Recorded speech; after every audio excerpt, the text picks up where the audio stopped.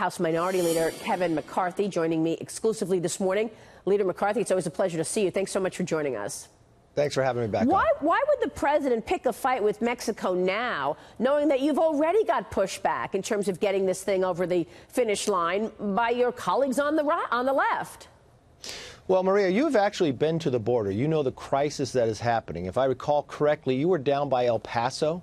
El Paso just broke a record. 1,000 people illegally coming across in one encounter. We have never been anywhere near that. You just heard the vice president. More than 1 million people apprehended illegally crossing the border, and those are only the numbers that we've apprehended on the process of this year. Now, what the president is doing is getting the attention. There are not tariffs in place right now. We have to June 10th to solve this. We're going to have a meeting, Secretary of State Mike Pompeo, this Wednesday. I think he's bringing the right emphasis to this, but more importantly, Congress needs to act. We need to close the loopholes. This is why, because our laws are wrong that are encouraging the individuals to come. You have seen it firsthand. Yeah. If I watched your own show, people coming across during your show. Yeah, it's because of our asylum laws, the Flores decision, and others. These are things that can be solved, and this president is fighting to make sure that we solve these problems. Yeah, you're absolutely right. It was actually quite extraordinary. But you're having multiple fights here, and I'm just wondering how you're going to solve them all. There's China as well. That's getting worse. They're fighting back. They're threatening that they're not going to send, rare earth minerals here. They are bullying American companies. And, of course, they're also, this weekend, $60 billion of U.S. goods just got tariffed in China. We should have a national discussion about China. We're a few days away from the 30th anniversary of Tiananmen Square, where 1 million people came to Tiananmen Square craving more freedom, freedom of expression. And you know what's happened 30 years later? There is less freedom in China.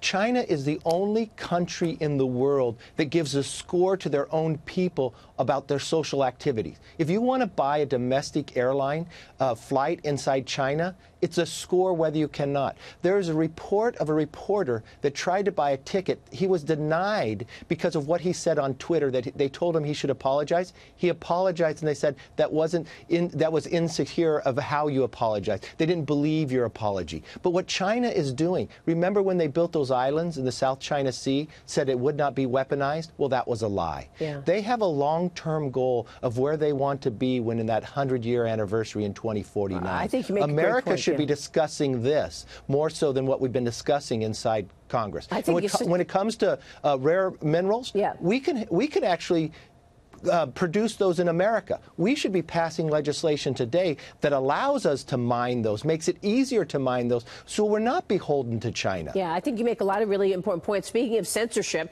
because Chinese people will never hear about Tiananmen Square, 30th anniversary. You're not going to get any information about it because they're censoring it. But we've got censoring going on right here in America, something that you've been leading the charge on in terms of Google, Facebook, Twitter, etc. Now, the Wall Street Journal is reporting that the DOJ is readying an antitrust suit against Google. Where is this going, and how worried are you that you're going to see censorship of conservative voices going into the 2020 election?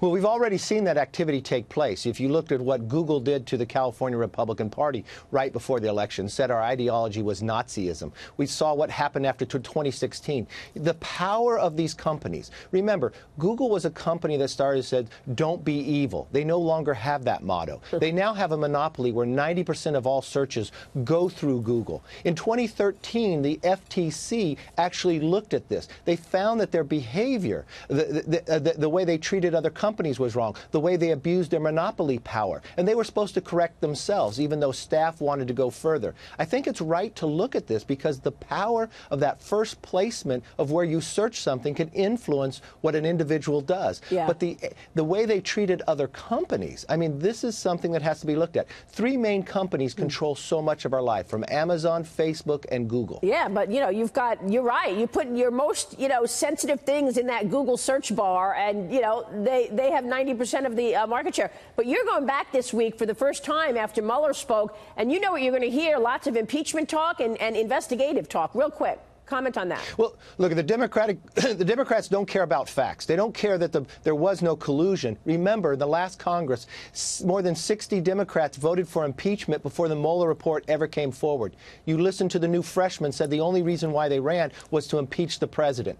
You have a chairman of Judiciary Committee, Nadler. He won his chairmanship on impeaching the president. And now you just saw that the Speaker of the House on a late-night show, she leaned in, sounded like she wanted to go to impeachment. This is purely politics. Their own base is angry because they lost an election. That's the only reason they want to impeach. There's no facts of reason why.